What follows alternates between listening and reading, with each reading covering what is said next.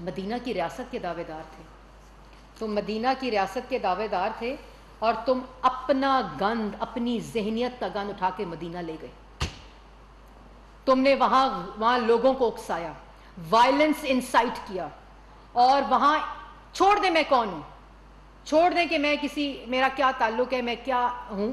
آپ نے مسجد نبوی میں ایک خاتون کو گالیاں پڑھوائیں.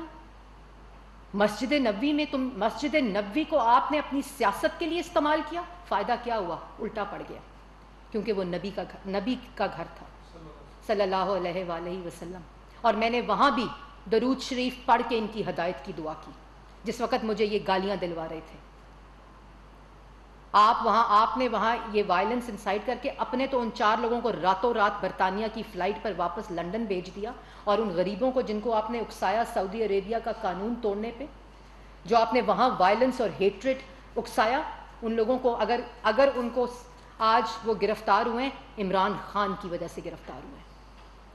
کیونکہ یہ سبق، یہ پوری کی پوری پلاننگ عمران خان کے حکم پر ہوئی تھی، اور میں وہاں موجود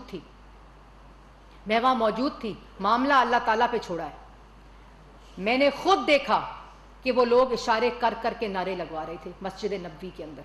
میں نے خود دیکھا وہ لوگ اشارے کر کر کے گالیاں پڑھوا رہے تھے خاتون کو مسجد نبوی کے اندر، جہاں اونچی آواز میں بولنا، جس کے اوپر میں نے وہ آیت بھی کی ہے کہ کیا پتہ تمہیں پتہ بھی نہ چلے کہ تمہارے جو اعمال ہیں اور جو تمہارے انعام ہیں وہ